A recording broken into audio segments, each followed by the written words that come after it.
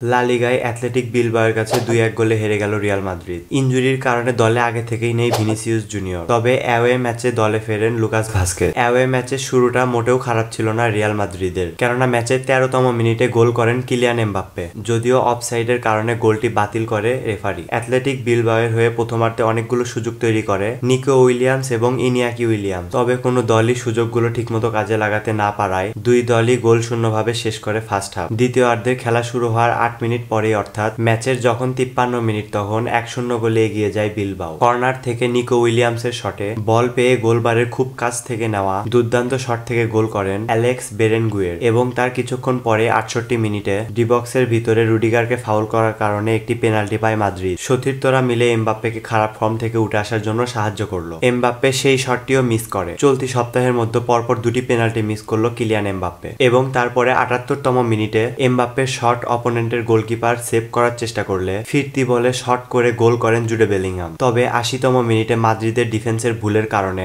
২-১ গোলে এগিয়ে যায় অ্যাথলেটিকো বিলবাও। নির্ধারিত সময়ের পর অ্যাডিট টাইম ৭ মিনিট পেয়েও কোনো গোলের সুযোগ তৈরি করতে পারেনি রিয়াল মাদ্রিদ। লা লিগায় এই নিয়ে দ্বিতীয় ম্যাচ হারল রিয়াল মাদ্রিদ, এবং ম্যাচ শেষে কোচ কার্লো আনচেলত্তি বলেন, এমবাপ্পে খুবই হতাশ, কিন্তু তাকে এগিয়ে যেতে হবে। এখনো নিজের সেরাটা দিতে পারছে না, তবে সময়ের প্রয়োজন। তার জন্য যথেষ্ট চেষ্টা এবং পরিশ্রম করছে এমবাপ্পে। আপনার কি মনে হয় এমবাপ্পেকে দিয়ে কি রিয়াল মাদ্রিদের ভালো করা সম্ভব? কমেন্ট করে জানাবেন অবশ্যই।